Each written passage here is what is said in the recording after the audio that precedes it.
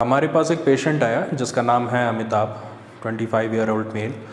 उसके लेफ़्ट कान से डिस्चार्ज की कंप्लेंट थी पिछले 1-1.5 साल से, और ये डिस्चार्ज जो होता था थोड़ा स्टिकी और मवाद जैसा बोलना चाहिए उसको आता था उसके कान से, बार बार आता था। ठंड बढ़ने पे वो मवाद और बढ़ जाता था कान से निकलना। तो इसके निवारण के लिए वो जैसे हमारे डिपार्टमेंट में आया तो हमने उसका पूरा एग्ज़ामिनेशन किया, और एग्ज़ामिनेशन में पता चला कि उसके मिडिल ईयर मतलब कान के बीच वाले हिस्से में इन्फेक्शन है और कान के पर्दे में छेद है, जिसकी वजह से उसको ये तकलीफ़ बार बार हो रही है। और इसके चलते अगर वो ध्यान नहीं देता, अगले कुछ सालों में उसके कान की सुनने की क्षमता भी कम हो जाती। तो हम लोगों ने उसके लिए सारे जांच कराए, उसका इन्वेस्टिगेशन, उसकी सुनने की क्षमता की प्रभावित तो नहीं हुई है कहीं, उसकी जांच कराए।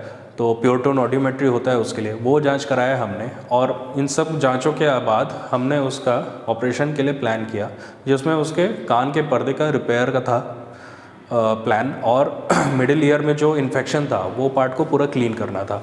ऑपरेशन में हमने उसका पूरा बेहोश नहीं किया उसे, सिर्फ कान के हिस्सों में दवाई देके उसके उस हिस्से को सुन्न किया हमने लोकल एनेस्थीसिया देकर, और उसका ग्राफ्ट निकाला हमने, कार्टिलेज, ट्रेगल कार्टिलेज जो होता है यहाँ से, कार्टिलेज का ग्राफ्ट लेके उसके कान के पर्दे के अंदर से हमने बिठाया उसे। और इस दौरान चैलेंज ये था कि पेशेंट का थोड़ा ब्लीड ज़्यादा हो रहा था, लेकिन उसको प्रॉपर मेडिकेशंस के थ्रू तुरंत उसी टाइम कंट्रोल करके कि पेशेंट को कोई तकलीफ़ ना हो ऑपरेशन के दौरान। रिम्स हॉस्पिटल में मेरा आयुष्मान कार्ड के ज़रिए से फ्री में इलाज हो चुका है, और मेरे को अभी डॉक्टर आया था, जल्द से जल्द आप घर जा सकते हो ठीक होकर करके बोला है।